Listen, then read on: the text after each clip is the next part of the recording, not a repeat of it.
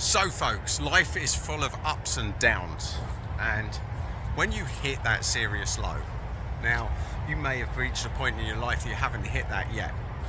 Let me tell you the symptoms. Is you just switch off. You stop doing all of the things that you should or could be doing. You stop functioning on any sort of level. You stop caring.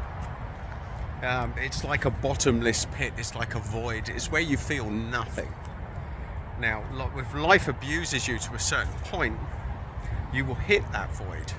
And when you're in that void, that is where most people will be suicidal. Now, being suicidal, feeling suicidal, and actually committing suicide are a massive gulf, folks. Most people, if they're honest, at a certain stage in life, especially if they've hit 40, will have at least felt suicidal at some point. If they're honest, you'll at least thought about it, even if it was a fleeting thought. But thinking about suicide and doing the suicide, two very different things. It's a sliding scale, folks. So this is what we're talking about. If you hit that point where you feel suicidal, the thing to do, the only thing to do, is to really do something to get you a little bit more active. Now, that is why just a simple thing like going for a walk is a great first step. Because when you hit that point, you're not really motivated for anything. Now, if you've got the motivation or you can get to the gym, then that's your thing, then great, do it. For me personally, gyms have never been my thing. I actually find gyms abhorrent. Full of posers and people that are just, I don't want to be around.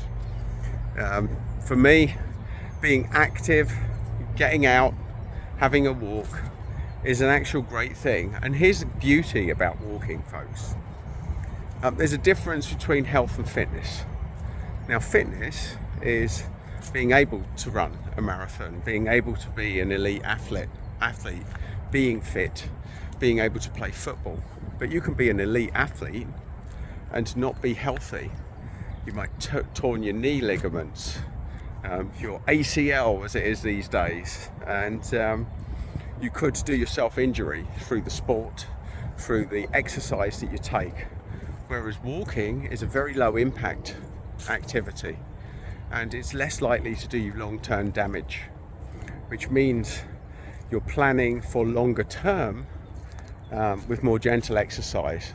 Even better than walking is swimming. Swimming's not my thing, folks, so you won't catch me doing that.